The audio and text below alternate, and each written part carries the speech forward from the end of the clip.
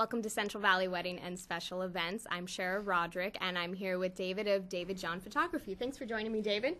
Great Nice to have be you here. here. So you've been doing photography for about 10, 11 years now. That's correct, yeah. How did you get started with it?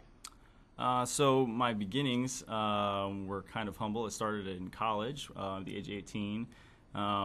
Most of it revolved around shooting sports for the university. I was looking for a way to make a little extra money, pay for tuition.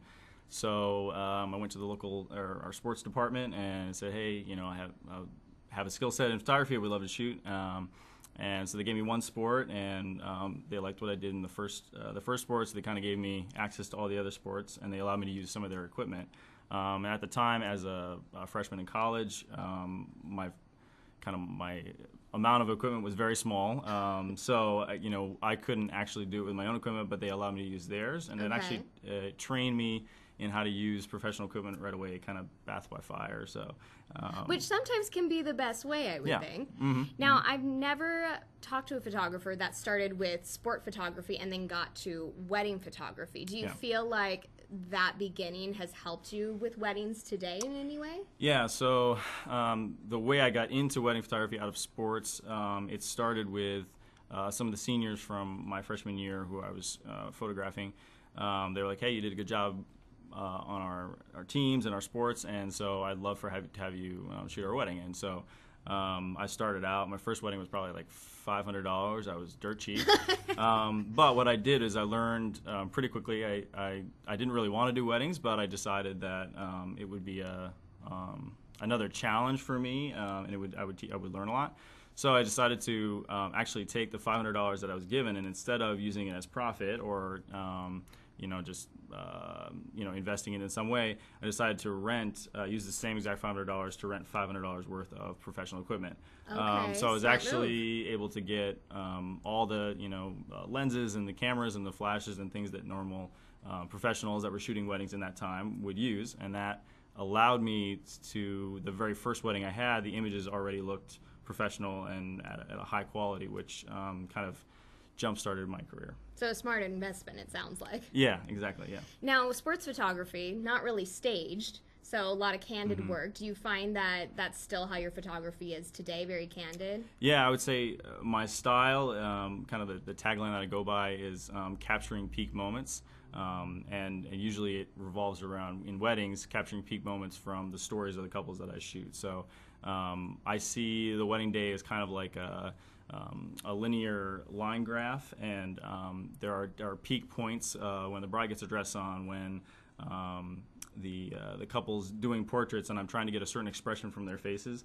I see that as like a peak moment. So even in the setting of a pose, which I might set up, that's not candid, I still try to get the couples to interact in a way that provides a candid moment, whether that's whispering something in their ear to make her laugh, or just like goofing off together, making funny faces, and that usually provides something that's more natural and that kind of represents the couples. Little tricks of the trade. Yeah, exactly, yeah. Mm-hmm. Now, you're originally from the East Coast. Mm-hmm.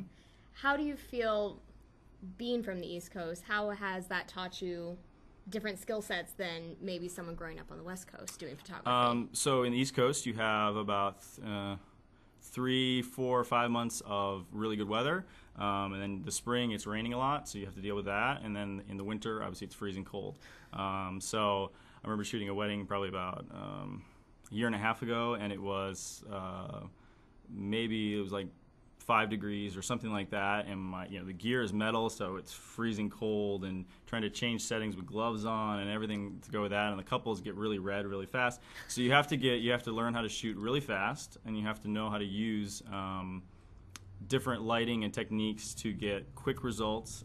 You don't have 2 hours to shoot with a couple. You might have, especially in the cold, you might have 15 minutes or 10 minutes. Right. So you have to know how to get what you want really fast. And if the weather's bad, so let's say you're in a city and the sun has gone down already, but the couple wants a sunset picture of some sort, you have to know how to recreate the sun with your lighting. So you can recreate a sunset for people? Yeah, based on the angle, the type of light you use. Wow. You gel the lights, and you can basically take a cloudy, boring, ugly day, and you can turn it into something that, kind of transform it into something that the couple wants. That seems like a pretty nice skill to have, to be able to make a sunset photo even when the sunset's not there. Sure. So being in that environment really forced you to hone those different photography skills. Yeah. So I would say it translates to California, because I still want the aesthetic and the look of the natural light and the beauty of California, the landscapes and things like that.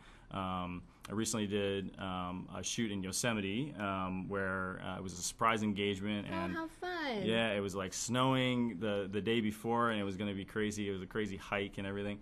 But that skill set from being in the East Coast, where the weather is all over the place, has translated here, because I was able to use kind of the candid nature of the hike, but then there was a point where I was in really deep shadows and the sun was really bright behind, but I was able to actually take a flash and stick it in the snow in one of my bags, and use that as a way to light the couple in a situation where normally you would kind of have a dark or underexposed picture.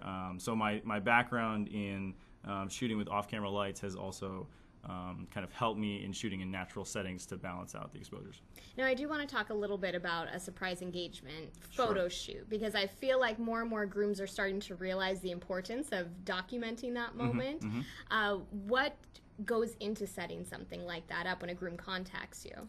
So if a groom contacts me, a lot of times there are different points in the planning process, and so my job as the professional is to give them a little bit of kind of assistance in making sure that the plan sticks to what's still them. I want it to represent them. But from a professional perspective, having shot many of them, whether it be on the beach or mountains or wherever, just to anticipate the difficulties, the problems they're going to run into, because when you're planning an engagement, it is very mentally you're just focused on giving that ring and making it happen. So even in this case, if you look on the screen, like he's in deep snow, and I followed behind, and the way I was able to do this, I was actually with a minimal amount of gear, and I just I was there. I was like, I just want to go photograph Yosemite in the snow and just hike with them. So she didn't know why you were there. She had no idea, yeah. Okay. And then it just happened to be that he proposed, and obviously I was ready for it. So so some of the difficulty of getting to that spot is people have no idea. I posted a photo on Instagram. You can follow me on there at David John Photography. But you'll see that a lot of the skill set of, like I said, coming back from a sports background. So this is one instance where in this image right here I put a flash in a snowbank behind me. Okay. So it was off to my right shoulder. And the shadows, if you can see in the valley, are very dark, and you have the sun is actually setting on the mountains behind. So to make this exposure actually work, I needed some light in the shadows. So I'm in dark shadow, and the sunset's coming behind it. If anybody who's shot even on their iPhone knows that it's pretty difficult to capture a sunset and shadows at the same time. So the skill set that I've had from growing up in the East Coast, shooting there for 10 years in weddings, doing almost 300 weddings, has given me the ability to shoot in settings where it's not always so easy. Makes sense. Now, you, I think, have a fairly unique style of photography, especially when it comes to a lot of wedding photographers I see in this area. Your colors seem to be a little bolder to me. The style's a little different. So when it comes to finding the right photographer for you, do you have any tips to people? So I would say that finding a photographer, it's challenging. There are so many photographers out there right now. Basically anybody who, not to put down photographers, but anybody who, gets a professional camera, and they say, I've got it, I can be a photographer now. You have to be really careful, and you need to study their background, and a big word would be like pedigree, like where they came from, what their training was, and their style and their ability to handle challenges or things that are unforeseen on a wedding day, because wedding days can be crazy, and things can happen. It could rain 1 second, it could be way too sunny or cloudy or whatever, and you can never anticipate how it's going to go. You just have to basically plan and know how to deal with those situations. So what I would say is, when finding a photographer, it's really important that you study see a full wedding, have them show you a full wedding gallery, because that'll show you maybe they've only shot a styled shoot, or they've only done a certain specific type of wedding, whether it's like out in the mountains and they only know how to shoot in the mountains, but your wedding's in the city. You need to make sure that wherever your wedding is, you find somebody who knows how to shoot that well, and can adapt to any of the changes or the struggle. So I would say see a full wedding gallery is number one.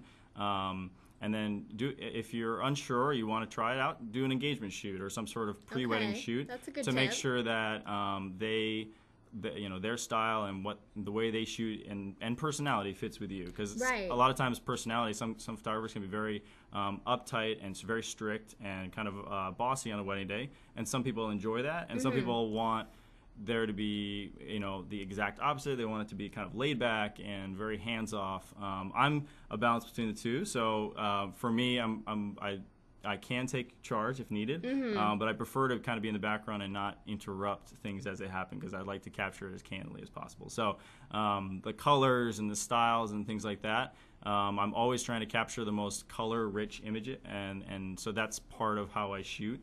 So it's a mix of landscape photography, sports, capturing moments, and then weddings and understanding people and light and how it can make somebody look slimmer or larger or just more flattering and things like that. So studying and just understanding how light works and knowing your craft, I think, is probably the most important thing. So when you're looking for a photographer, really talk to them, understand where they're coming from, where they've shot, and then and I would say that the budget part and the pricing is kind of secondary, but the first thing you want to know is style, their personality, and how you guys mesh and fit together. Awesome. Those are all fantastic tips. Thank you so much for that. You're welcome. And like I said, I do love your style. It's very unique. So thank you for coming on and sharing it with us. So you mentioned you have an Instagram page, so people can see a lot of your work there. Yeah. Is there anywhere else that they can? Yeah, so you can go to my website, www.davidjohnphotography.com. The John has no H. And then also on Instagram, you can follow. It's the same at David John Photography. And you can give me a call at 559-797-1689. I'm available all the time if you want to talk. You can also text me and just say, hey, I have a photography question. I love giving people advice. I've actually, we walked through your wedding venue and kind of got a sense for, what you need. But, I like to give out advice, and from my experience and background, I'd love to help you out with your wedding. So even if it's just helping you make some difficult decisions, even if you don't go and book with me, I'd love to help you out.